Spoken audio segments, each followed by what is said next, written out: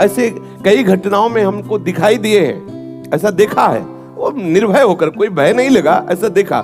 जैसे एक बार 3 बजे हम शौच के लिए कमंडल उठाया, तो जंगल में जाना होता था, कोई शौचालय की ऐसा, वो तो अभी कुछ वर्षों से शौचालय का ऐसी व्यवस्थाएं बनी नहीं, तो ग्रामीण आदि देशों में कहीं शौचालय पूरे नगर में नहीं होती थी, वो तो अभी व्यवस्थाएं हुई। तो कमंडल लेकर शौच के लिए निकले, तो देखा कि गांव के बाहर एक नववधू लोटा लिए शौच के लिए जा रही। तो हम खड़े हो गए कि ये जिस दिशा को जाए उससे विपरीत दिशा में हम, वो खड़ी हो गई। फिर विचार किया कि हमें लगता है ये यहीं शौच में बैठना चाहती, तो हमने रफ्तार बढ़ाई। जब रफ्तार बढ़ाई तो देखा कुछ दूर आगे जा रही, तो लगा कि ये तो पीछे खड़ी थी, आगे।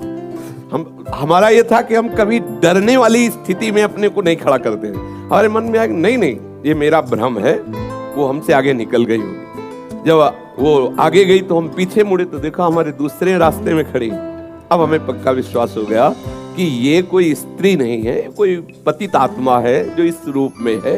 तो जोर से भगवान नाम उच्चारण खत्म किया, ना कोई भय और ना वो हमें दोबारा दिखाई दी। एक बार ऐसा हुआ कि सैमसी में, जहाँ गुरु आश्रम है, तो एक खंडेर था, और हमें खंडेर बहुत प्रिय है शुरू से। ऐसा मतलब बिगड़ेल स्थान, पुराना वृक्ष या ऐसे कोई कुटिया, ऐसे पहले संन्यास मार्ग में ऐसे रहना अच्छा लगता था कि जहाँ जिसका किसी काल।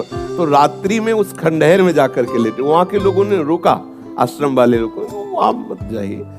हम सोचा आश्रम के कई लोग यहाँ लेटते हैं तो बातचीत करेंगे, इसलिए एकांत। यही गए तो अंदर मंत्र चल रहा था, और एक छोटी सी टार्च सिराने, छोटी सी घड़ी दुप दुप वाली, क्योंकि उससे पता चले ना तो मतलब टाइम का। तो ऐसे रख के वैसे से थोड़ा ही लेटे, तो उस समय जटाएं बड़ी बड़ी थी, तो ऐसे उनको तकिया की तरह जटा रखे। तो ऐसा लगा जैसे कोई हमें बहुत जोर से दबाने की चेष्टा कर रहा है। तो ऐसे देखा तो मुझे स्पर्श जैसा भी हुआ कि जैसे कोई कड़ा हाथों में एकदम। ऐसा कैसे हो सकता है? जब हम मंत्र जप रहे हैं तो कोई ऐसा कैसे हो सकता है कि कोई अशुभ आत्मा के छुए?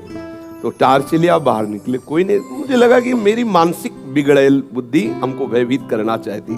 नहीं, मैं नहीं मान। एक मन ने कहा यहाँ से हटके, वहां से हमको जिद्दी स्वभाव था, नहीं देखूं कैसा क्या। फिर वही जाके सोए। थोड़ी ही देर में फिर स्पष्ट अनुभव हुआ कैसे, तब हम बैठ गए तत्काल मंत्र जपते हुए।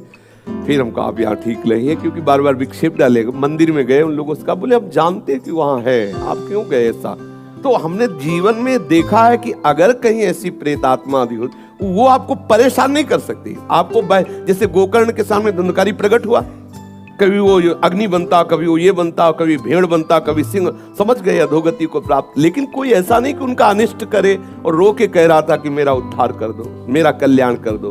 तो ये प्रेत आत्माएं भगवत धाम वासी, भगवान नाम जापक वैष्णवों के प्रति अपना कल्याण करने के लिए आती है। किसी को भी कभी घबराना नहीं चाहिए। यदि कभी ऐसी परिस्थिति हो तो उच्च स्वर से नाम कीर्तन करने लगना, विश्वास करना, तुम्हें छू नहीं सकता कोई। ये हम इसलिए सत्ता नहीं मानते। जैसे कभी कोई प्रश्न करता है तो कह देते मेरे भगवान ही भूत रूप में आए। ये एक स्थिति है, एक भावना की स्थिति जो सत्य भावना है। वासुदेवा सर्वमिति, तो सब प्रभु ही है, और सच्ची बात सब प्रभु ही है। लेकिन ये जो अगर हम उस स्थिति को नहीं पहुंचे तो पक्का समझ लो कि अगर प्रेत योनि का कोई भी जीव तुम्हारे सामने आता है और तुम भगवान नाम जप कर रहे हो तो तुम्हें कभी परास्त नहीं कर सकता।